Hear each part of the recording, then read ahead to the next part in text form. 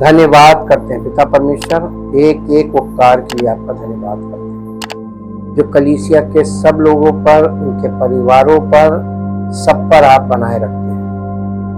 आपका महान प्रेम और अनुग्रह हमारे जीवन में बना रहता है, हमें संभालता है। पिता परमेश्वर, आपकी सामर्थ के लिए आपका धन्यवाद करते हैं जिसके द्वारा आप हमें संभालते हैं। चाहते पिता परमेश्वर, आपके वचन के द्वारा हम उभारे जाते हैं, आपके वचन के द्वारा हम सिद्ध किए जाते हैं। आपका वचन हमारे जीवन में अद्भुत कार्य करता है ताकि हमारा जीवन आपकी इच्छा को पूरा करने के योग्य बने और सारी महिमा आपको मिले। धन्यवाद करते हैं प्रभु, इस प्रार्थना को आपके इकलौते पुत्र प्रभु यीशु मसीह के नाम से मांगते हैं, आमीन। Praise the Lord.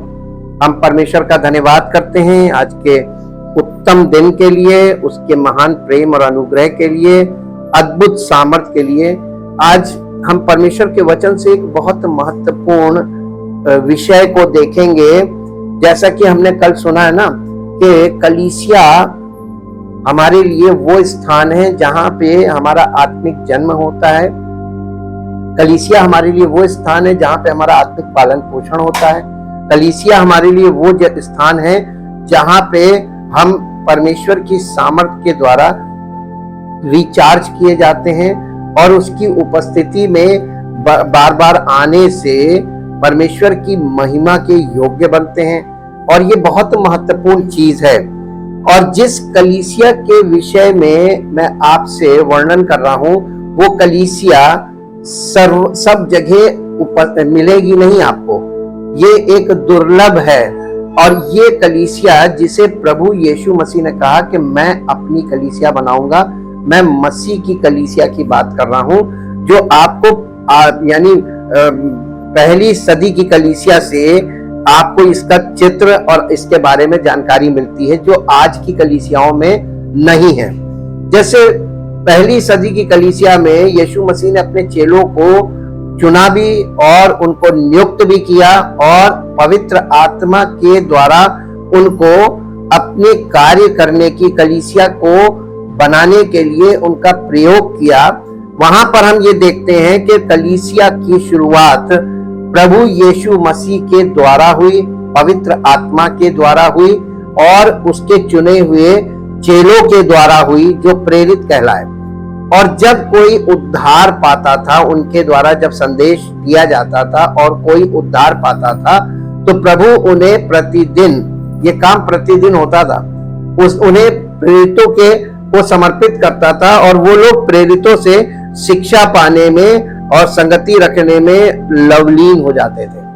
ये थी कलीसिया जो आज नहीं देखने को मिलता है। ऐसा कुछ आज है नहीं।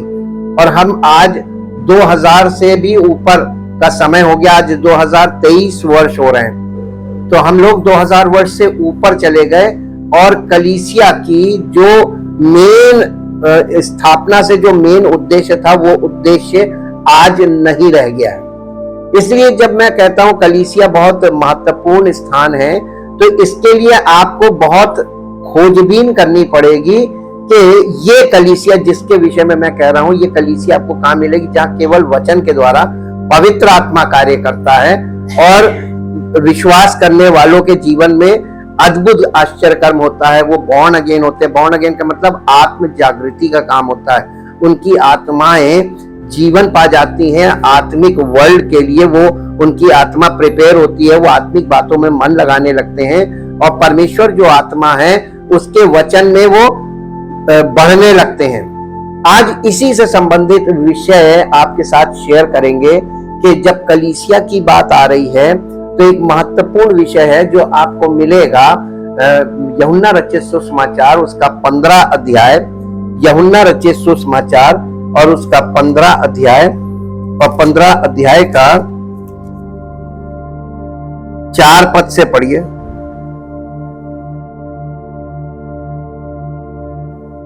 15 अध्याय 4 पद से।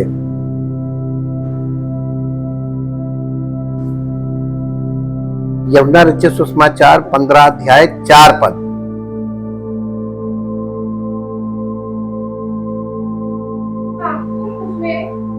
तुम मुझ में नहीं, तुम मुझ में रहो और मैं तुम में रहूंगा। यदि तुम मुझ में बने रहो, यदि तुम मुझ में बने रहो, मैं तुम्हें बना रहूंगा और नहीं तो नहीं है, और मैं तुम में बना रहूं। अब मैं पढ़ देता हूं, तुम मुझ में बने रहो और मैं तुम में। जैसे डाली यदि दाखलता में बनी ना रहे तो अपने आप से फल नहीं सकती, हाँ, ये वैसे ही तुम भी यदि मुझ में बने ना रहो तो नहीं फल सकते। इसको इंग्लिश में पढ़ेंगे, ड्वेल इन मी या अबाइड इन मी या रिमेन इन मी, ये तीनों शब्द एक ही हैं। Remain in me and I will dwell in you। and I will dwell or remain in you, Live in this is a condition। ये कोई काम नहीं है, ये प्रभु ने कोई काम नहीं बोला है। मैं आपको ये बात बता दूं कि ये बोला किस समय गया है, किससे बोला, किस समय बोला और क्यों बोला, ये बहुत जरूरी बात होती है। ये यीशु मसीह ने अपने मृत्यु और पुनरुत्थान से पहले एट द लास्ट मोमेंट, जब वो अपने चेलों के साथ फसह का पर्व खा रहा था, उसके बाद उसने उसी फसह के पर्व के को जो मनाया है उसने, उस समय उसने ये बात बोली, क्योंकि उसे मालूम था कि अब मेरा समय पूरा हो गया है। तो उसने अपने चेलों को निर्देश दिया और एक कंडीशन बताई कि यदि तुम मुझ में बने रहो और मैं तुम में, और फिर उसके बाद कंपेयर कर रहा है कि यदि जैसे डाली यदि दाखलता के साथ बनी ना रहे तो अपने आप से फल नहीं ला सकती। Remain in me I and I remain in you, जी, live in me live in me and I will live in you। and I will live in you, Just as just as no branch can bear fruit no branch can bear fruit of itself of itself without abiding in being, without abiding in being, in being vitally united to vitally united to the vine, the vine, neither can you neither can you bear fruit bear fruit unless you abide in me। unless you abide in me। Hindi में आगे हम पढ़ देते हैं, और उसने आगे कहा 5वें पद में, मैं दाखलता हूं तुम डालियां हो, जो मुझ में बना रहता है और मैं उसमें, वो बहुत फल फलता है, क्योंकि मुझसे अलग होकर तुम कुछ भी नहीं कर सकते। यदि कोई मुझ में बना ना रहे तो वो डाली के समान फेंक दिया जाता है और सूख जाता है, और लोग उन्हें बटोर कर आग में झोंक देते हैं और वे जल जाती है। और फिर 7वें पद में लिखा है, यदि तुम मुझ में बने रहो और मेरा वचन तुम में बना रहे तो जो चाहो मांगो वो तुम्हारे लिए हो जाएगा। यानी प्रभु यीशु मसीह अपने चेलों को एक कंडीशन बता रहे हैं कि तुम मुझ में बने रहो। पहला क्वेश्चन ये कि यीशु मसीह ने कोई काम नहीं बोला कि जाकर ये करना, जाकर मेरे बाद तुम लोग ये करना। कोई काम बोल के गया था? कोई काम नहीं बोल के गया था। आज की कलीसियाओं में आपको क्या दिखाई देता है? पहली चीज, वो यीशु मसीह के चेले नहीं है। चेले यीशु मसीह की आज्ञा मानते थे क्योंकि वो उसको अपना गुरु मानते थे। आजकल गुरु शिष्य की परंपरा खत्म हो गई, इसलिए वो चीज आज नहीं है जो उस जमाने में थी। वो लोग अपने गुरु का बड़ा आदर करते थे क्योंकि उसके साथ रहे, उसके साथ खाया पिया, उसके साथ बड़े बड़े आश्चर्यकर्म देखे, और उसके जीवन से उन्होंने वो चीजें देखी जिसको वो इससे पहले कभी किसी ने नहीं देखा था। जैसे यीशु मसीह का रूपांतरण देखा जो कभी किसी ने नहीं देखा। तो यीशु मसीह को के चेलों ने यीशु मसीह को ऐसा ऐसा उसके जीवन में होते देखा जिससे उनको ये पता चल गया था कि ये कोई मामूली व्यक्ति नहीं है। अब यहां से हम ये देखते हैं कि यहाँ एक कंडीशन है जो आज के लिए, अगर आप चाहते हैं कि आप यीशु मसीह के आने तक ऐसे बने रहें कि वो आपको ग्रहण कर ले, तो आपको क्या करना होगा? आपको अपने शरीर से कुछ काम करना पड़ेगा, प्रयास करना पड़ेगा, दिमाग से कुछ करना पड़ेगा। कोई काम ऐसा हो बताइए जिससे आप उसके आने तक ऐसे हो कि वो आके आपको ग्रहण कर ले। सबसे कठिन चीज मालूम क्या है? इंतजार करना। आप जिस हालत में हैं उस हालत में आप ये इंतजार करें कि प्रभु करेगा। ये सरल है कि कठिन है?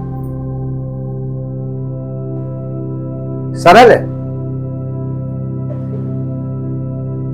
यही कठिन है। आप कलीसियाई सेवकाई अगर आप कभी करें तब आपको ये अनुभव हो जाएगा कि लोग आते तो हैं लेकिन प्रभु में बने नहीं रहते। कुछ साल तक, बहुत लोग होते हैं, कुछ लोग कुछ समय तक, कुछ लोग कुछ साल तक, और समय समय पे सब धीरे धीरे अपने अपने स्टेशन पे उतरते जाते हैं। ये जीवन गाड़ी है कलीसिया, जीवित कलीसिया जिसे यीशु मसीह बना रहा है। ये वो कलीसिया है जिसमें लोग आते हैं और जहां जहां तक उनको जाना होता वहां पे अपने स्टेशन पे उतर जाते हैं। लेकिन कोई भी उस मंजिल तक जाने के लिए इसमें बना नहीं रहता है जहां तक उसने पहुंचाने का वादा किया है, अनंत जीवन और परमेश्वर के राज्य तक। वहां तक पहुंच नहीं पाते। ये रिमेन एक कंडीशन है। रिमेन का मतलब होता है उसी दशा में बने रहना। जो दशा उसने बताई है, कहां बने रहो? मुझ में बने रहो और मसीह में बने रहना। कठिन क्यों है? हम आज इस बात पे थोड़ा सा ध्यान करेंगे कि मसीह में बने रहना कठिन क्यों है। इससे पहले कि हम आगे इस स्टडी में बढ़ें, मैं आपको एक इंसिडेंट दिखाना चाहता हूं परमेश्वर के वचन में। जब प्रेरितों के काम की पुस्तक में आप आते हैं तो वहां पर यीशु मसीह ने इनको कुछ निर्देश दिया था। मेरे साथ निकाल लीजिए इसका पहला अध्याय, प्रेरितों के काम, उसका पहला अध्याय। पहले अध्याय में यहां पर लिखा हुआ है, दूसरा पद पढ़िए, पहला अध्याय का दूसरा पद। उस दिन तक जब तक वो उन प्रेरितों को जिन्हें उसने चुना था पवित्र आत्मा के द्वारा आज्ञा देकर ऊपर उठाया ना गया। उस दिन तक यानी यीशु मसीह के जी उठने के बाद और उसके स्वर्गारोहण के दिन तक, ये 40 दिन थे। जी उठने के बाद और 40वें दिन उसका स्वर्गारोहण हुआ है और 10 दिन तक उन चेलों को ठहरना था, पवित्र आत्मा के उतरने के इंतजार में ठहरना था। और यहां पर भी वही कंडीशन आ रही है कि उसने उन्हें निर्देश दिया था। अब इसको आगे ना पढ़ के हम सीधे चाहेंगे कि आप लूका रचित सुसमाचार उसके 23 अध्याय में आ जाएं। लूका रचित सुसमाचार और उसका 23 अध्याय और 23 अध्याय का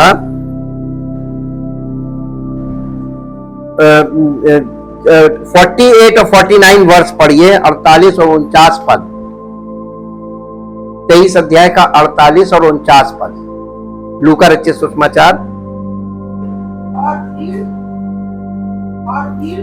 नहीं, 23 अध्याय, सॉरी 24 अध्याय, सॉरी 24 अध्याय लूका रचित सुसमाचार 24 अध्याय उसका 48 और 49।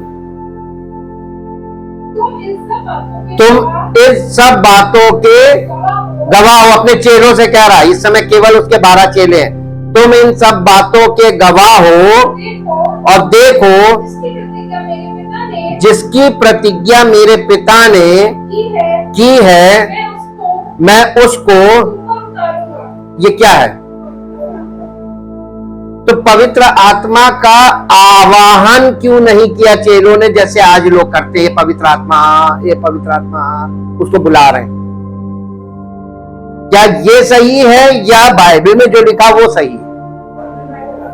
पवित्र आत्मा प्रॉमिस्ड है, ये परमेश्वर की प्रतिज्ञा के अनुसार मिलता है। और इसीलिए आज के लोगों को पवित्र आत्मा नहीं मिलता क्योंकि ये उसको मांगते हैं। वायदा हमेशा याद रखिएगा, वायदे के साथ हमेशा कंडीशन जुड़ी होती है। यदि आपको कोई कह रहा है प्रभु तुम्हें आशीष देगा और कंडीशन नहीं बता रहा है तो वो झूठ बोल रहा है। ये पहचान बता रहे हैं आपको, वो झूठा प्रचारक है। वो आपको एंटाइस कर रहा है, आपको खुश करके अपने साथ कनेक्ट कर रहा है कि ताकि आप उसके कंट्रोल में आ जाओ। वो आपसे ऐसी बातें कर रहा है जिससे आपकी जरूरत के अनुसार आप उसके साथ कनेक्ट हो जाओ। लेकिन सच क्या है मालूम है? कोई भी वादा बिना प्रतिज्ञा पूरे हुए वादा कभी पूरा नहीं होता। ये कंडीशन है। Promises are always conditional. Always remember, इस बात को हमेशा याद रखें। प्रॉमिस कभी भी अनकंडीशनल नहीं होता। परमेश्वर का प्यार अनकंडीशनल है। Love of God is unconditional, but the promises of God is always conditional. उसने अपने चेलों को ये कंडीशन बताई थी कि तुम यरूशलेम में ठहरे रहना जब तक कि ऊपर से पवित्र पिता जो है, पिता ने जिस बात की प्रतिज्ञा की या वायदा किया है वो तुम पर ना उतर जाए, तब तक ठहरे रहना। तो पहली चीज देखिए, इसमें दो बातें हैं। उसने उनको आज्ञा दी ठहरे रहना, तो ठहरे रहना आज्ञा है। रिमेन इन मी, मुझ में बने रहना, ये वही ठहरे रहना आज्ञा है ये। और ये कंडीशन इसके साथ, और दूसरा इसके साथ निर्देश है। निर्देश का मतलब इंस्ट्रक्शन, कहां ठहरे रहना। उसने चेलों को बताया था कि यरूशलेम में जो मंदिर है उसके ऊपर एक कोठरी है, उपरौठी कोठरी, वहां पर ठहरे रहना। He tell them the place, उस स्थान में ठहरे रहना, वहीं पे उतरेगा पवित्र आत्मा। ये नहीं कि तुम ठहरे रहना अपने अपने कमरे में ठहरे रहना। आज लोग इन्हीं बातों को, उसकी आज्ञा को, उसके निर्देश को अपने अपने तरीके से तोड़ मरोड़। कलीसिया में कोई नहीं रहता, कलीसिया में कोई टिका नहीं रहता, और सब कहते हैं कि हम ठहरे रहते हैं, हम प्रभु में, हम प्रभु में। कहां से? तो आप यहां पे ये देखिए कि परमेश्वर, ये पवित्र आत्मा जो था, ये पिता ने वायदा किया था और यीशु मसीह ने अपने चेलों को ये बात याद दिलाई कि पिता ने जिस बात की प्रतिज्ञा की है उसको मैं तुम पर उतारूंगा, इसलिए तुम यरूशलेम में ठहरे रहना। यही लिखा है ना? हाँ, नहीं, हाँ, फिर से तुम इन सब बातों के, किस बातों के? मेरे मृत्यु और पुनरुत्थान के, मेरे गाड़े जाने के, मेरे जी उठने के गवाह हो। और देखो, जिसकी प्रतिज्ञा मेरे पिता ने की है, मैं उसको तुम पर उतारूंगा। और जब तक स्वर्ग से सामर्थ ना पाओ तब तक, देखिए इसी नगर में, कहां पे ये लोग हैं? यरूशलेम में, इसी नगर में ठहरे रहना। और यहाँ पे आके उसने यही बात उनको बोली, आज्ञा देकर ऊपर उठा ना लिया गया पवित्र आत्मा के द्वारा, तब तक वो उनको निर्देश देता रहा कि ठहरे रहना, ठहरे रहना। देखिए, जब इंतजार की बात आती है, हमेशा याद रखिए कि आपको कहीं जाना है और कोई आपको लेकर जाने के लिए आ रहा है, तो आप उसका इंतजार करते हैं, तो आपकी सबसे बड़ी समस्या इंतजार हो जाती है। बर्दाश्त क्यों नहीं होता? क्योंकि आपके पास धीरज नहीं होता है कि इंतजार कर लें। आजकल के लोगों के पास कितना धीरज है? बिल्कुल नहीं है। आजकल के लोग सेकंड्स में काम चाहते हैं। अब बताइए, ऐसे युग में पवित्र आत्मा कैसे कार्य कर पाएगा? ये तो बहुत धीरज वाला काम है, बहुत धीरज वाला। पवित्र आत्मा से परिपूर्ण होते जाना एक प्रक्रिया है, इसकी लिमिट नहीं है। इसमें लगातार बने रहो, लगातार बढ़ो, लगातार बढ़ो, लगातार। कब तक? जब तक वो तुमको लेने ना आए, सेकंड कमिंग तक। यानी फर्स्ट कमिंग से सेकंड कमिंग के बीच का जो पीरियड है वो 2000 वर्ष परमेश्वर के वचन में ठहराया गया। हम लोग उससे ऊपर हैं, इसका मतलब उसके आना बहुत निकट हो गया और ये अंतिम समय आ गया। प्रोफेटिकली ये अंत का समय, ये अंत किस बात का? कि यीशु मसीह का आना बिल्कुल निकट हो गया। और इसके आने के निकट समय में देखिए, हम आपको एक बहुत अच्छी बात बताएं, आप कोई भी तपस्या कीजिए, आपकी तपस्या दम तोड़ देती है जब आप एकदम लास्ट होता एंड टाइम, यानी लास्ट मोमेंट पे आपकी तपस्या भंग हो जाती है। और वही टाइम होता है कि आपको उसी समय धीरज बनाए रखना है ताकि वो कंडीशन पूरी हो, वो प्रॉमिस आपके जीवन में पूरा हो। और देखिए, यहां पर यीशु मसीह अपने चेलों को आज्ञा देकर चला गया। जिस समय यीशु मसीह ने ये निर्देश दिया था उस समय कितने लोग थे आपको नहीं मालूम है। नहीं, मेरे साथ निकालिए पहला कुरिन्थियों उसका 15 अध्याय, पहला कुरिन्थियों उसका 15 अध्याय, 15 अध्याय का 5 पद पढ़िए, बल्कि 3 पद से पढ़िए। इसी कारण मैंने सबसे पहले तुम्हें वही बात पहुंचा दी जो मुझे पहुंची थी कि पवित्र शास्त्र के वचन के अनुसार यीशु मसीह हमारे पापों के लिए मर गया और गाड़ा गया और पवित्र शास्त्र के अनुसार तीसरे दिन जी भी उठा। और कैफा मतलब पतरस को और 12 को दिखाई दिया। फिर 500 से अधिक भाइयों को एक साथ दिखाई दिया,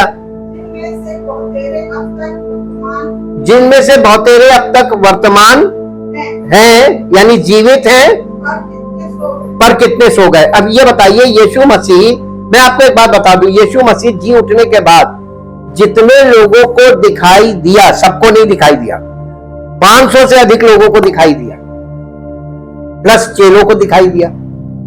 यानी इतने लोगों को वो दिखाई दिया, जिसमें से 500 लोग, उसने जिस को दिखाई दिया उसको यही निर्देश दिया कि ऊपर वाली कोठरी में, यरूशलेम के मंदिर में, वहां पर ठहरे रहना 10 दिन तक। कितने दिन तक? 40वें दिन उसका स्वर्गारोहण हुआ, 50वें दिन पवित्र आत्मा तक। कितने दिन हो गए? 10 दिन। 10 दिन ठहरने को बोला था उसने, और 10 दिन तक वो वहां पे जब लोग ठहरे तो वो 500 से अधिक थे, लेकिन धीरे धीरे धीरे धीरे धीरे धीरे वहां पे घट गए। और जब पेंतेकोस्त का दिन आया तो वहां पर कितने लोग थे आपको मालूम है? 120 लोग थे।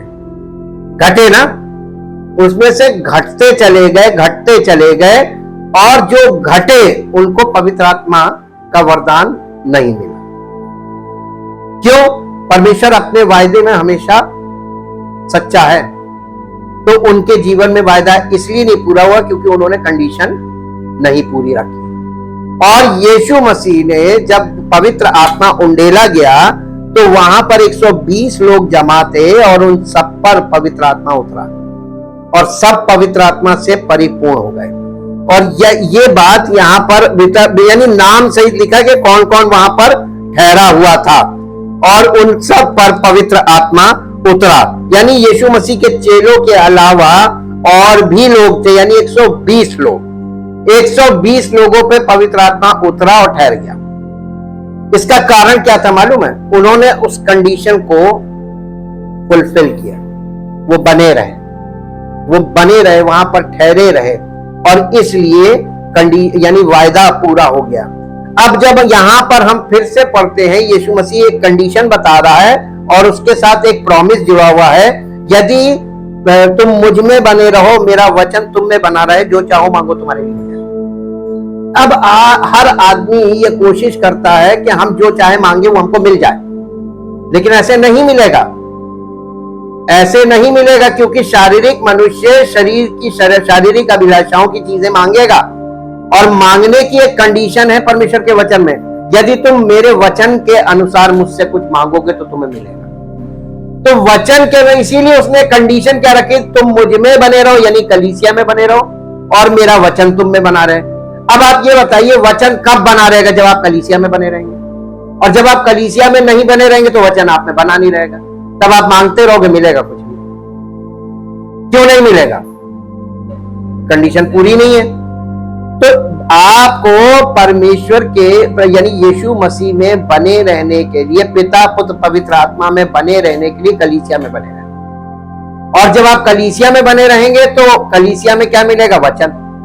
और वचन आप में बना रहेगा और आप वचन में तरोताजा रहेंगे तो आप वचन के अनुसार ही मांगे। बिना वचन के अनुसार आपने मांगा तो आपको मालूम है कि गलत है। कंडीशन है वचन। तो परमेश्वर का वचन हमें परमेश्वर की योजना भी बताता है और परमेश्वर की इच्छा भी बताता है। और बिना इच्छा और योजना के आप कुछ मांगेंगे मिलेगा नहीं। अब आप देखिए कि और भी बहुत सी चीजें हैं। कंडीशन ये वाली कहां कहां हमारे जीवन में लागू होती है, आत्मिक जीवन में, हम उसको देखेंगे। सबसे पहले मेरे साथ निकालिए पहला यूहन्ना उसका 2 अध्याय, पहला यूहन्ना उसका 2 अध्याय और उसका 6 पद पढ़िए। तो कोई ये कहता है, जो कोई ये कहता है कि मैं उसमें बना रहता हूँ, यदि कोई ये कहता है कि मैं उसमें बना रहता हूँ, उसे चाहिए कि आप भी वैसा ही चले, उसे चाहिए कि आप भी वैसा ही चले जैसा वो चलता है। कौन? अगर कोई कहता है मैं मसीह में बना रहता हूं, कोई दावा करता है कि मैं मसीह में बना रहता हूं, तो उसका जीवन कैसा होना चाहिए? किसी बात का बुरा नहीं मानना, किसी बात का कुछ भी हो जाए, जैसा यीशु मसीह का स्वभाव था वैसा ही स्वभाव उसमें होना चाहिए कि नहीं? है? दावे तो लोग कर रहे हैं हम उसमें बने रहते हैं ना। इतना सरल नहीं है। आज के युग के लोग तो चुटकियों में सब कुछ करना मांगते हैं। नहीं है, ये इतना सरल नहीं है, इतनी जल्दी कुछ नहीं होता है। बने रहना ये सबसे पहली कंडीशन है मसीहत में। कलीसिया में बने रहना, वचन में बने रहना, उसकी आज्ञाओं में बने रहना, उसके ताबे बने रहना। जैसे कि हमारा शारीरिक जीवन में भी अगर कोई व्यक्ति विवाह हुआ है, शादी हो गई है और रिश्ते में बना नहीं है तो परिवार बनेगा? वो रिश्तों में सही नहीं है, रिश्ते निभाने में कामयाबी नहीं मिल रही है उसको, और वो रिश्ते उसके अच्छे नहीं हैं घर में, तो क्या वो बना हुआ परिवार में? नहीं।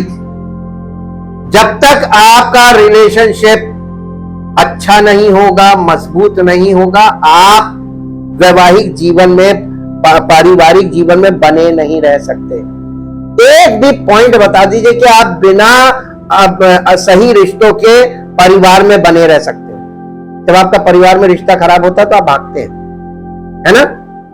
सेम चीज कलीसिया में है। और कलीसिया में आपको यही चीज सिखाई जाती है ताकि आप परिवार में भी बने रहो। जब आप कलीसिया में बने रहोगे तो आप परिवार में भी बने रहोगे, रिश्ते में बने रहना। या उस परिस्थिति में देखिए, बने रहने के लिए क्या क्या करना पड़ेगा। रिश्ते में बने रहने के लिए आपको सहना पड़ेगा, आपको सुनना पड़ेगा, आपको मानना पड़ेगा, है ना? और आपकी इच्छा हमेशा पूरी नहीं होगी तो जिद नहीं चलेगी। आपको मानना पड़ेगा, सुनना पड़ेगा, सहना पड़ेगा, करना पड़ेगा, तो तभी रिलेशनशिप बनी रह सकती है। बिल्कुल जो फिजिकल लाइफ में है वही स्पिरिचुअल लाइफ में उसने अप्लाइड किया है। यदि तुम मुझ में बने रहते हो, परमेश्वर पवित्र आत्मा के द्वारा हो सकता है आपको डांट दे। अब आपको डांटा है क्योंकि वचन में लिखा है कि प्रभु की ताड़ना को हल्की बात मत जानना, और जब वो तुझे घुड़के तो अपना स्थान मत छोड़ना। क्यों बोला गया? क्योंकि कई बार आप छोटे बच्चों को डांट दीजिए कस के ना, वो आपसे रूठ जाएंगे, लेकिन थोड़ी देर बाद वो ठीक हो जाएंगे। इसीलिए तो यीशु मसीह ने कहा था कि यदि कोई स्वर्ग के राज्य में प्रवेश करना चाहे तो बालक के नाई बने, जो बहुत जल्दी भूल जाता है। और अगर आपके अंदर ये टेंडेंसी नहीं है, ये स्वाभाविक समस्या है, तो आप बने नहीं रह पाओगे। और कंडीशन क्या बताई गई है? तुम मुझ में बने रहो और मेरा वचन, यानी आप कलीसिया में बने रहें और कलीसिया में बने रहने के कारण उसका वचन आप में बना रहे। ये तब कंडीशन पूरी होती है, तब सब बातें आपके जीवन में पूरी होंगी। एक पद और पढ़िए जो आपको मिलेगा इसी का 10 पद, 2 अध्याय का 10 पद, पहला यूहन्ना 2 अध्याय 10 पद है। जो कोई अपने भाई से प्रेम रखता है वो ज्योति में रहता है और ठोकर नहीं खा सकता। पर जो कोई अपने भाई से बैर रखता है वो अंधकार में है और अंधकार में चलता है और नहीं जानता कि कहाँ जाता है,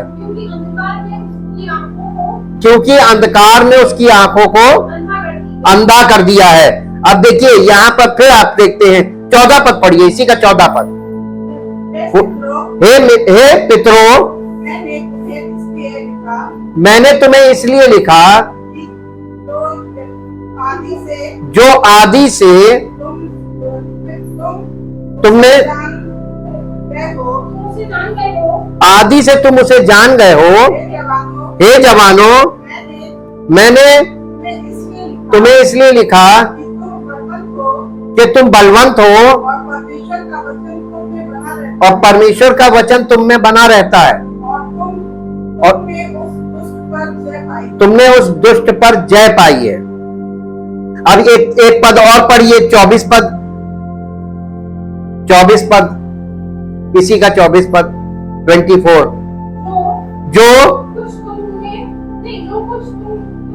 जो कुछ तुमने आरंभ से सुना वही तुम में बना रहे। जो तुमने आरंभ से सुना है यदि वो तुम में बना रहे तो तुम भी पुत्र में और पिता में कब। जो तुमने आरंभ से सुना है, वो आरंभ से क्या सुना है? सुसमाचार कि प्रभु यीशु मसीह मेरे पापों के लिए मारा गया, गाड़ा गया और जी उठा।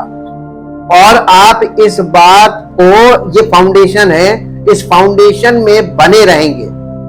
और ये फाउंडेशन क्या है मालूम है? कि तुम कलीसिया में बने रहो। कलीसिया मसीह की देह है जहां तुम्हारी मृत्यु पुनरुत्थान तुम्हारा होना है, इसलिए उसमें बने रहो। तो पिता तुम में और पुत्र दोनों में तुम बने रहोगे। और इसी के साथ 27 पद पढ़िए, 27। और तुम्हारा वो अभिषेक जो उसकी ओर से किया गया तुम में बना रहता है, तुम्हें इसका प्रयोजन नहीं कि कोई तुम्हें सिखाए, वरन जैसे वो अभिषेक जो उसकी ओर से किया गया तुम्हें सब बातें सिखाता है, और ये सच्चा है और झूठा नहीं। और जैसा उसने तुम्हें सिखाया है वैसे तुम भी किसमें? अभिषेक में बने रहो। पवित्र आत्मा कलीसिया में आपको सिखा रहा है। ये जो सिखाया जा रहा है बाइबल स्टडी, यही आपको अभिषेक दिया जा रहा है। और अगर ये स्टडी आप में बनी नहीं रहेगी या आप इस स्टडी में बने ना रहो तो आप में अभिषेक बना नहीं रहेगा। ये बताइए, इसको इंग्लिश में पढ़ दीजिए 27। बट एज फॉर यू, देखिए हमेशा याद रखिएगा पत्रियों में जहां जहां तुम वर्ड आया है सिंगुलर नहीं है, ये तुम वर्ड प्लूरल है। कैसे? ये बॉडी ऑफ क्राइस्ट को लिखा जा रहा है, बॉडी ऑफ क्राइस्ट को बोला जा रहा है सिंगुलर वे में, क्योंकि एक बॉडी, मसीह की देह ये एक बॉडी है, तो ये सिंगुलर बॉडी है, इसीलिए यहां पे सिंगुलर वर्ड यूज किया जा रहा है। लेकिन अंडरस्टैंडिंग ये है कि ये कलीसिया के सब अंगों को बोला जा रहा है एक साथ। ये एकदम यानी आपको एक साथ बनाया जा रहा है, मसीह में एक साथ उठाया जा रहा है, एक साथ बिठाया जा रहा है। सारा काम कलीसिया में, पूरी कलीसिया को एक साथ करना है। इसका मतलब सिंगुलर वर्ड में बात हो रही है। और ये पर्टिकुलर यानी व्यक्तिगत तौर पे किसी एक व्यक्ति से बात नहीं हो रही है। ये भी एक बहुत बड़ा कंफ्यूजन है लोगों के लिए कि जब वो नए नियम को पढ़ते हैं वो सोचते हैं ये व्यक्तिगत कलीसिया में आपको सब बातें पूरी कलीसिया के लिए व्यक्तिगत हैं, लेकिन ये सिंगुलर बॉडी के लिए है और ये व्यक्तिगत यानी एक विशेष व्यक्ति के लिए नहीं है। जी, the anointing, the sacred appointment, the unction which you received which you received from him from him abides permanently abides यानी remain permanently in you. in you, So then, so then you have no need you have no need when, कब आपको जरूरत नहीं कि कोई आपको सिखाए, जब आप कलीसिया में जो पवित्र आत्मा आपको सिखा रहा है, टीच कर रहा है, स्टडी दे रहा है, अगर ये शिक्षा आप में बनी रहे तो पवित्र आत्मा का अभिषेक इस शिक्षा के द्वारा आप में बना रहेगा और तब आपको ये जरूरत नहीं कि कोई आपको सिखाए। और ये कंडीशन लोगों में कभी भी अभी तक फुलफिल नहीं हुई क्योंकि स्टडी आजकल नहीं हो रही है। कलीसियाओं में ये चीज खत्म हो चुकी है, आउटडेटेड हो गई। और जो चीज आउटडेटेड है उसी को पवित्र आत्मा ने उभारा कि हम शुरू करें, और इसीलिए हम उसकी आज्ञा मानकर जो उसकी इच्छा है वो करते हैं, तो वो अपनी सामर्थ को हमारे जीवनों में प्रकट करेगा। जी, and anyone should instruct you. यानी तब आपको ये जरूरत नहीं कि कोई आपको निर्देश दे। आप सबके निर्देश का पालन नहीं करेंगे। कलीसिया किसके निर्देश का पालन करेगी? यीशु मसीह का। और यीशु मसीह का निर्देश आपको कैसे मिलेगा? पवित्र आत्मा के द्वारा। पवित्र आत्मा कैसे आपसे बात करेगा? प्रभु यीशु मसीह के चुने हुए सेवक के द्वारा जो नियुक्त किया गया है उसके द्वारा आपसे बात करेगा। इसका 28 पद पढ़िए, 28 वर्ष। निदान हे बालको उसमें बने रहो कि जब वो प्रकट हो तो हमें हियाव हो, हम उसके आने पर उसके सामने उसके आने तक बने रहो। कहां? कलीसिया में। क्योंकि वो कलीसिया को लेने आ रहा है, वो आपको घर से बटोरेगा नहीं। कलीसिया में बने रहो ताकि वो कलीसिया को जब ले तो उसमें तुम हो। तो ये स्पेशल निर्देश लगातार चल रहा है। और इसके बाद एक पद और पढ़िए जो आपको मिलेगा, पहला पत्रस उसका पहला अध्याय, पहला पत्रस उसका पहला अध्याय और उसका 23 पद पढ़िए। पहला पत्रस पहला अध्याय 23 पद। क्योंकि तुमने नाशवान नहीं अविनाशी बीज से परमेश्वर के जीवते और सदा ठहरने वाले वचन के द्वारा नया जन्म पाया है। यानी आपको जो बॉर्न अगेन आप होते कैसे होते हैं? परमेश्वर के वचन के द्वारा आपकी आत्मा में जीवन आ जाता है, आत्मा जाग जाती है। जी नहीं, वचन के द्वारा नया जन्म पाया है। इसको इंग्लिश में पढ़िए। You have been regenerated, born again, not from a mortal origin, seed, sperm, but from one that is immortal, by the ever living and lasting word of God. तो इस वचन में बने रहना जरूरी है ताकि तुम आत्मिक तौर पर जीवित रहो। तो आत्मिक तौर पर जीवित रहने के लिए आपको आत्मिक देह में बने रहना। आत्मिक देह क्या है? मसीह की कलीसिया, यह है आत्मिक देह। आत्मिक जीवन आपको आत्मिक देह में मिलेगा और आत्मिक देह में आपका आत्मिक पालन पोषण होगा और आत्मिक देह में ही आप आत्मिक तौर पर परिपक्व होंगे। लेकिन यह काम अकेले अकेले नहीं होगा। कलीसिया में क्या देरी होती है मालूम है? क्योंकि together we grow in Christ. और आज के समय में मालूम क्या, फिर वही समस्या आ जाती है। एक व्यक्ति कलीसिया में अगर जल्दी आ जाता तो फिर वो कुड़कुड़ाने लगता है, देखो ये लोग इतनी देर करते हैं, इतनी जल्दी कोई नहीं आता। टुगेदर डिसिप्लिन क्या मालूम है? कठिन चीज जो है डिसिप्लिन है। और डिसिप्लिन क्या है कि यदि तुम जमा होते, तुम्हारे जमा होने से कभी अच्छाई नहीं निकलती है, क्योंकि एक व्यक्ति जल्दी आता है तो वो बाद में आने वाले के लिए ठहरना नहीं मांगता, ठहरे रहो। यहां पर फिर वही आ गया, रिमेन, वेट, धीरज। तो मसीह में सबसे इंपॉर्टेंट चीज बने रहने के लिए क्या है? धीरज। पॉइंट्स पकड़ लिया कीजिए। अगर आपके अंदर धीरज नहीं है तो क्या आप कलीसिया में बने रहेंगे? अगर आपके अंदर धीरज नहीं है तो क्या आप यीशु मसीह के आने तक कलीसिया में बने रहेंगे? नहीं। और धीरज पवित्र आत्मा का फल है।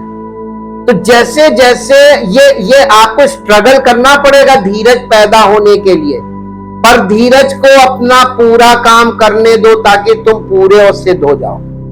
धीरज के लिए आपको झेलना पड़ेगा, सहना पड़ेगा, ठहरना पड़ेगा। ये धीरज पैदा करने के लिए मालूम परमेश्वर चट से क्यों नहीं काम करता है?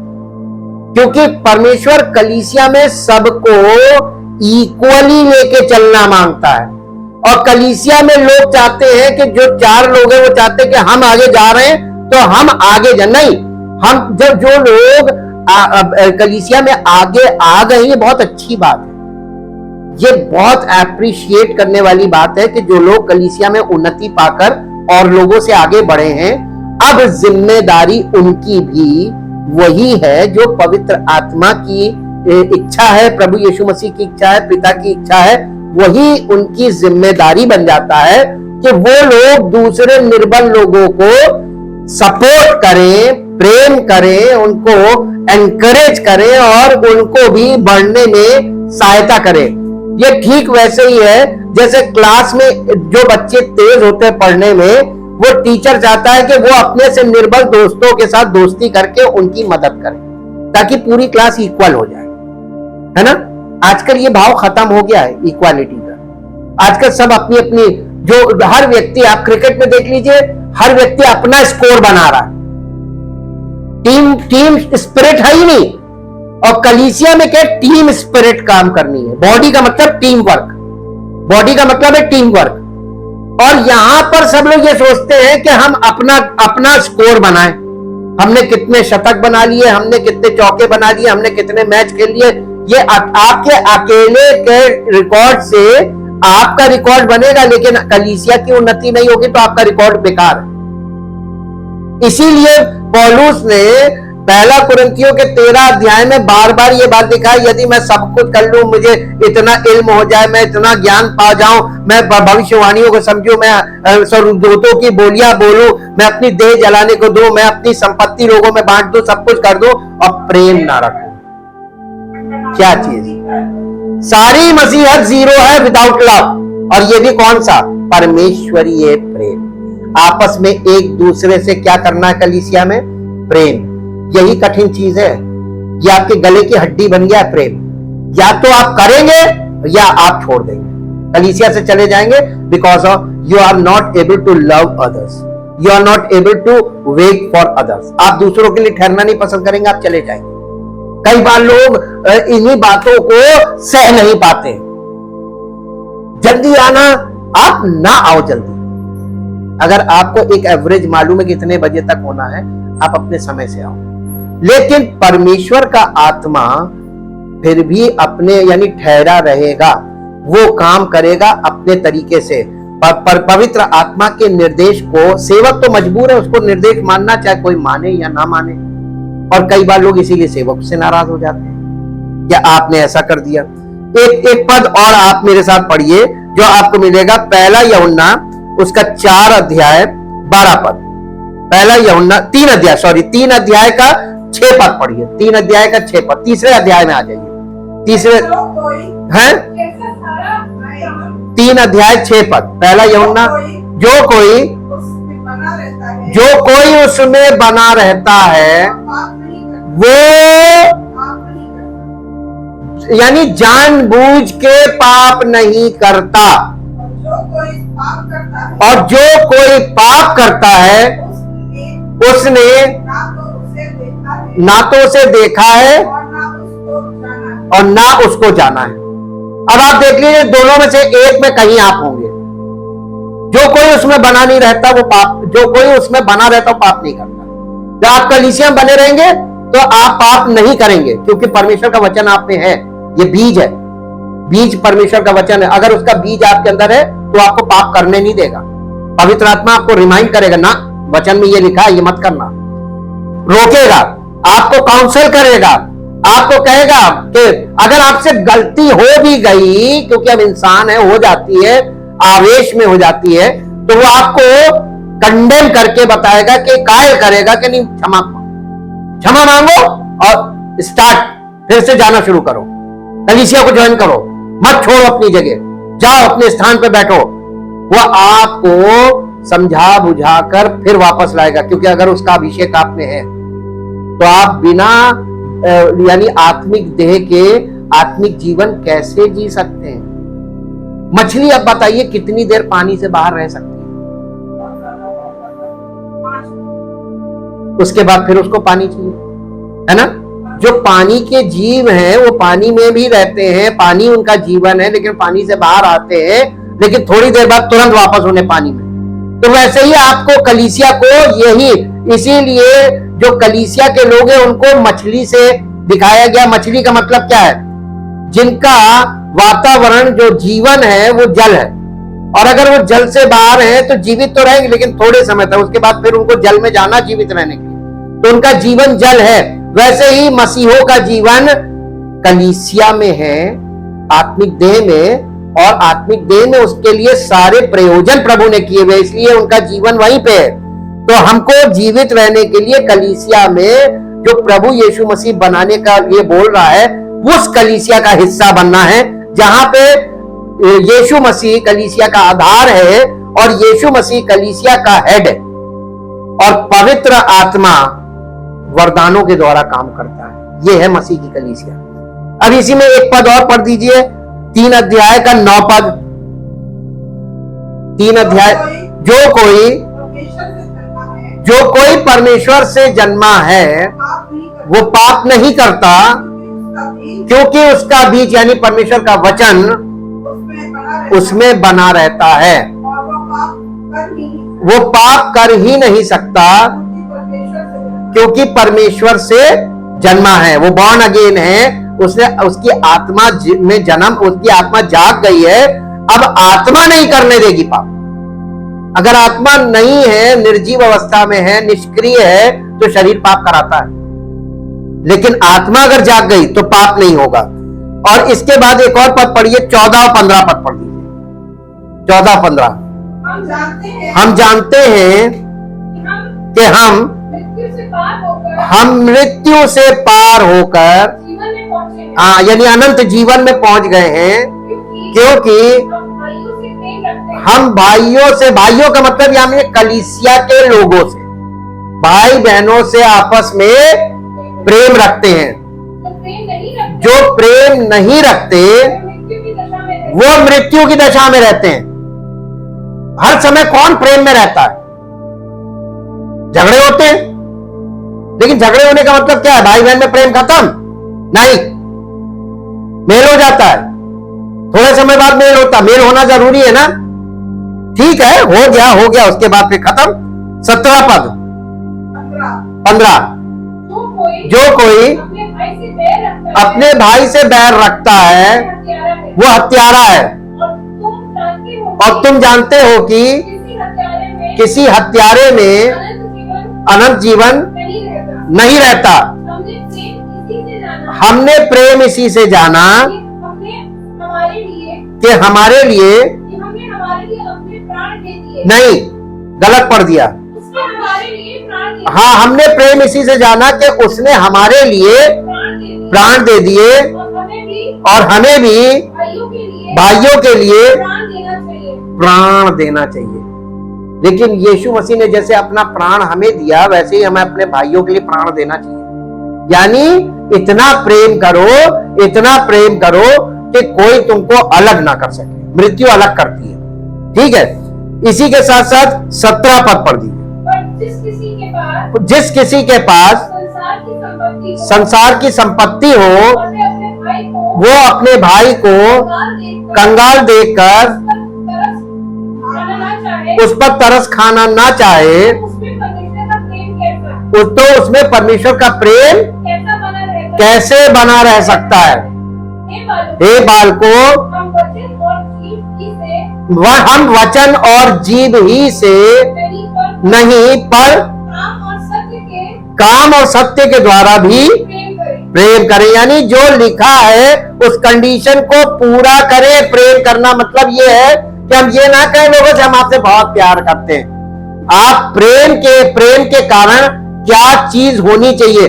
भाई अगर मुसीबत में है और प्रेम करते हैं आप, तो आप परेशान हो जाएंगे कि कैसे इसका काम बन जाए, है ना। तो आप उसके लिए परेशान होंगे और कुछ ना कुछ जो आपकी क्षमता होगी, अपनी क्षमता में उसकी सहायता जरूर करेंगे। क्षमता से बाहर तो कोई नहीं कर सकता, और परमेश्वर ये भी नहीं कहता क्षमता से बाहर जाओ। क्षमता में रहकर जो आप कर सकते हैं वो करेंगे। ये है प्रेम। तो ये प्रेम आपस में होना चाहिए। इसके बाद पहले यूहन्ना का 4 अध्याय में आ जाइए, 12 पद पढ़िए। पहला यूहन्ना 4 अध्याय 12 पद। जी, पर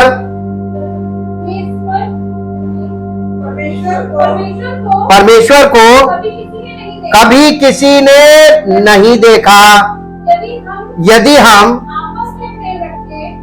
हम यानी कलीसिया के सब लोग आपस में प्रेम रखें, कब आपस में प्रेम रखते हैं कौन लोग? कलीसिया में जब सब लोग आपस में प्रेम रखते हैं। अच्छा एक बात बताइए, अगर हम कलीसिया में हैं और हम ये मान लेते हैं कि हम आपस में प्रेम रखते हैं, थोड़ी देर मान लेते हैं, तो आप प्रेम जो है सब बातें सहता है। लिखा हुआ है, बाइबल में लिखा है, प्रेम सब बातें सहता है, प्रेम झुंझुलाता नहीं, प्रेम अपनी बड़ाई नहीं करता। अगर हम आपस में प्रेम करेंगे तो प्रेम की वहां पे जो 13 अध्याय में कंडीशन है ना, झुंझुलाता नहीं, और प्रेम कृपालु है, प्रेम अपनी बड़ाई नहीं करता, प्रेम फूलता नहीं, प्रेम, तो ये सारी वो वाला प्रेम या अगापे लव है। अगर आपस में हम एक दूसरे से प्रेम रखते हैं तो ये सब कुछ नहीं होगा। तो आपस में कभी झगड़े होंगे, मनमुटाव होगा? कभी नहीं होगा। ये सेल्फ प्रमोशन वाली स्पिरिट जब काम करती है, हर व्यक्ति अपने आप को ऊंचा करना मांगता है, तब ये वाले झगड़े शुरू होते हैं, तब मनमुटाव शुरू होता है, तब समस्या शुरू होती है बॉडी में।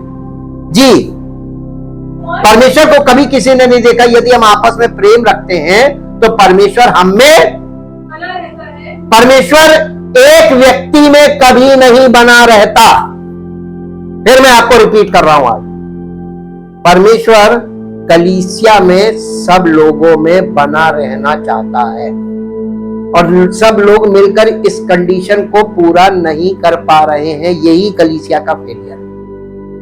और लोग सोचते हैं कि सब लोग परफेक्ट हो गए या सब परफेक्ट हो जाएंगे, दोनों कंडीशन नहीं होगी जब तक सब एक साथ। अब एक पद और पढ़िए जो आपको मिलेगा, यही 4 अध्याय का 13 पद। इसी से हम जानते हैं कि इसी से हम जानते हैं कि हम उसमें बने रहते हैं। और वो हमें किससे? जब हम आपस में एक दूसरे से प्रेम रखते हैं, इसी से हम जानते हैं कि हम उसमें बने रहते हैं और वो हमें, क्योंकि उसने अपना आत्मा हमें दिया है। हमने देखा भी है, हमने देख भी लिया और गवाही देते हैं कि पिता ने पुत्र को जगत का उद्धार करता करके भेजा है। उद्धारकर्ता करके भेजा है। तो उसके कलीसिया क्या है? उद्धारकर्ता का आत्मिक बदन। आपको आत्मिक रेल्म कहां मिलेगा? जहां आपका आत्मिक जन्म हो, आत्मिक जीवन आपका चालू हो, आत्मिक पालन पोषण हो, आत्मिक तौर पर आप परिपक्व हो और आप प्रभु यीशु मसीह के स्वरूप में आप प्रकट हो। प्रकट तो लास्ट स्टेज है, जब वो आएगा तब प्रकट करेगा। तब तक आपको कहां रहना है? कलीसिया में मसीह के आत्मिक देह में बने रहना। कंडीशन इसी का 15-16 पद पढ़ दीजिए। जो कोई ये मान लेता है कि यीशु परमेश्वर का पुत्र है, परमेश्वर उसमें बना रहता है और वो परमेश्वर में, जो प्रेम परमेश्वर हमसे रखता है उसको हम जान गए, हमें उसका विश्वास है। परमेश्वर क्या है? और ये आपको मिलेगा कहाँ? ये प्रेम कलीसिया में। परमेश्वर का प्रेम आपको कहाँ मिलेगा? कलीसिया में। और जब परमेश्वर का प्रेम आपको मिल रहा है तो आपस में इसे शेयर करना चाहिए कि नहीं? कलीसिया में। और जब आप कलीसिया में आपस में शेयर करने लगेंगे तो यही प्रेम उन सब लोगों के द्वारा उनके घरों में जाएगा, तो घर में आपस में प्रेम आने लगेगा, तो पूरा पूरा परिवार कलीसिया बन जाएगा। और अगर इसी तरीके से ये प्रेम बढ़ा तो ये प्रेम जहां तक जाएगा वहां तक परमेश्वर की उपस्थिति होगी कि नहीं होगी? परमेश्वर प्रेम है। आज क्या चीज संसार में नहीं है? निस्वार्थ प्रेम खत्म, प्रेम ठंडा पड़ गया। और प्रेम के ना होने से सारी समस्याएं हो रही हैं। मनमुटाव का कारण क्या है? प्रेम की कमी, प्रेम का ना होना, और छोटी छोटी बात पर गुस्सा हो जाना, नाराज होना, ना छोटी छोटी बात को अपने दिल पे ले लेना। ये काहे के लिए? Because lack of love. यानी वो प्रेम जिसके बारे में परमेश्वर का वचन कह रहा, वो प्रेम नहीं है। इसीलिए ये सब समस्याएं हैं। मेरे साथ एक पद और निकालिए जो आपको मिलेगा, 2 कुरिन्थियों 3 अध्याय उसका 14 पद। 2 कुरिन्थियों 3 अध्याय 14 पद। यहां इस प्रकार से लिखा हुआ है, 2 कुरिन्थियों 3 अध्याय, परंतु वे मतिमंद हो गए क्योंकि आज तक पुराना नियम पढ़ते समय उनके हृदयों पर वही पर्दा पड़ा रहता है। यानी ये भी एक कंडीशन है, दिल पर पर्दा पड़ा हुआ है आज तक, रिमेन। ये कंडीशन आज तक बनी हुई है। पुराना नियम पढ़ते समय अभी भी आप वहां पर अपना तुक्का लगा रहे हैं कि ये हुआ होगा, ये हुआ होगा, ये हुआ होगा।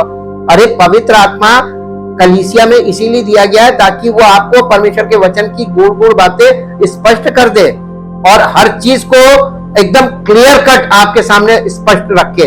लेकिन आज भी लोग उसमें अपना तुक्केबाजी लगाए हुए हैं, अपनी मीनिंग खोज रहे हैं, अपने मन से उसको इंटरप्रेट कर रहे हैं। ये पर्दा पड़ा हुआ है, उनके मनों पे पर्दा पड़ा हुआ है। वो पर्दा उठेगा कहां? मसीह में का मतलब कलीसिया, आत्मिक देह में, यहां वो पर्दा उठेगा। अगर ये पर्दा पड़ा हुआ है किसी के जीवन में, इसका मतलब वो मसीह के देह का अंग नहीं है, इसीलिए पर्दा पड़ा हुआ है। वे मतिमंद हो गए। इसको इंग्लिश में पढ़ दीजिए। 3 In fact, their minds were grown hard and calloused. They had become dull and had lost the power of understanding. यानी समझने की शक्ति उनके पास खत्म हो गई जी। For until this present day, when the Old Testament, the Old Covenant is being read, that same way still lies on their heart. उनके दिलों पर अभी भी पर्दा पड़ा हुआ है। क्यों पड़ा हुआ है? ये पर्दा इस बात को दिखा रहा है कि वो मसीह में नहीं। यदि कोई मसीह में है तो वो नई सृष्टि हो जाना चाहिए, यानी ये पर्दा उठ जाना चाहिए। आगे क्या लिखा है? Not been lifted to reveal that in Christ it is made void and done away. यानी वो पर्दा मसीह में उठ जाता है। अगर कोई मसीह में है, पर्दा उठ गया। अब वो पुरानी वाचा वाला पर्दा उठ गया, अब नई वाचा आ गई जी। इसके साथ साथ एक चीज और पढ़ेंगे जो आपको मिलेगा, 2 यूहन्ना की पत्री, 2 यूहन्ना की पत्री, उसका 1 अध्याय, उसका उसका पहला अध्याय 2 पद और 9 पद। और केवल और केवल मैं ही नहीं वरन सब प्रेम रखते हैं जो सच्चाई को जानते हैं। 9वां पद, जो कोई आगे बढ़ जाता है और मसीह की शिक्षा में बना नहीं रहता, उसके पास परमेश्वर का मतलब पिता, पुत्र, पवित्र आत्मा, ये तीनों नहीं। जो कोई उसकी शिक्षा में, मसीह की शिक्षा में स्थिर नहीं रहता, उसके पास पिता पुत्र दोनों नहीं है। तो पवित्र आत्मा कहां से होगा? जब पिता नहीं होगा, पुत्र नहीं होगा, तो पवित्र आत्मा भी नहीं होगा। यानी आपको मसीह की शिक्षा में बने रहना है, यही निर्देश है। और कंडीशन कलीसिया में ही बने रहेंगे, तभी शिक्षा में बने रहेंगे। बिना कलीसिया की शिक्षा कहां से आ जाएगी? कोई इंडिविजुअल टीचिंग की बात नहीं की जा रही है, ये बॉडी ऑफ क्राइस्ट की बात हो रही है। और ये गूढ़ मंत्र है जो मैं आपके साथ बांट रहा हूं, गूढ़ मंत्र। आप सब कुछ कर लीजिए और करने के बाद सारा समय अपना यूज करके फिर वापस आइएगा, आपको पता चल जाएगा यही सत्य है। वचन में जो लिखा है, इस कंडीशन को जब आप पूरा करेंगे तो परमेश्वर की सामर्थ आपके जीवन में वो करेगी जो परमेश्वर को करना है। आपको जो करना, पहले आप अपना काम करो, तब परमेश्वर अपना काम करेगा। हमने ये बात आपको बताई कि ये प्रिंसिपल है कि हम अपना, जो हमें निर्देश दिया गया, जब हम उसका पालन करते हैं तो परमेश्वर अपनी प्रतिज्ञा को हमारे जीवन में तुरंत पूरी करता है। और जब हम उसका पालन नहीं करते तो वो नहीं करता है। एक पद और पढ़ेंगे, फिर हम प्रार्थना में चलेंगे और वो आपको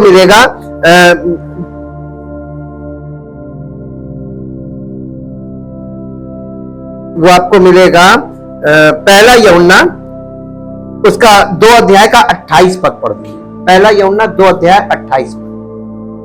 ये आगे की सारी पत्रियां, यानी प्रारंभिक शिक्षा की बातों, हाँ, निदान हे बालको उसमें, बस निदान हे बालको।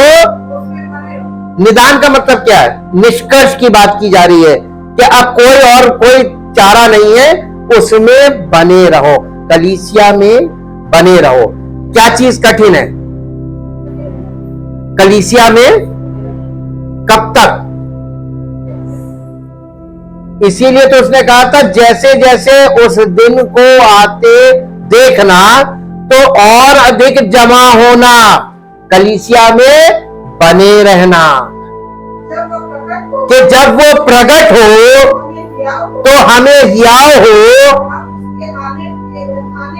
और हम उसके आने पर उसके सामने 10 कुंवारियों में से जैसे 5 लज्जित हुई थी ना, जो तैयार थी, उसके आने तक बनी हुई थी, उस कंडीशन को पूरा किए हुए थी, उनको उसने रिसीव कर लिया। और जो उस समय तैयारी करने चली गई, उन्हें छोड़ दिया। कलीसिया में बने रहो। परमपिता परमेश्वर, हम आपका हृदय से धन्यवाद करते हैं इस परम सत्य के लिए, और जो अत्यंत आवश्यक है, एक के लिए नहीं परंतु प्रभु पूरी कलीसिया के सब लोगों के लिए, क्योंकि आप प्रभु कलीसिया में सब लोगों को एक साथ बढ़ाना चाहते हैं, एक साथ सबको एक लेवल पर खड़ा करना चाहते हैं, ताकि आपकी महिमा प्रकट हो। हाँ प्रभु, ये संसार में कहीं पर भी नहीं है, लोग हर जगह अलग अलग ऊपर नीचे है, लेकिन कलीसिया को आप इक्वल बनाना मांगते हैं कि सब विश्वास में और परमेश्वर की पुत्र की पहचान में एक हो जाए। हाँ प्रभु, हम एक साथ परमेश्वर का पवित्र मंदिर बनाया जाता है। हम सब वो मंदिर है जिन्हें एक साथ बनाया जा रहा है।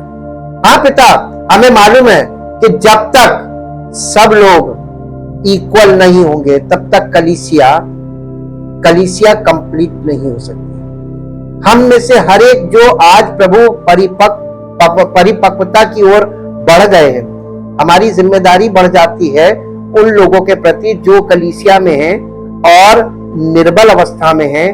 हम सब मिलकर उनके साथ ऐसा काम करें, उनके साथ जुट जाएं, उनकी सहायता करें, ताकि वो भी विश्वास में और परमेश्वर की पुत्र की पहचान में हमारे इक्वल लेवल में आए, ताकि परमेश्वर की महिमा कलीसिया के द्वारा प्रकट हो और उसका कार्य जो वो कर रहा है वो हम सब कलीसिया के लोगों के जीवन में सिद्ध हो, ताकि उसकी महिमा, सारी महिमा उसको मिले। इस प्रार्थना को परमेश्वर के इकलौते पुत्र प्रभु यीशु मसीह के नाम से मांगते हैं, आमीन। Praise the Lord. परमेश्वर आपको आशीष दे।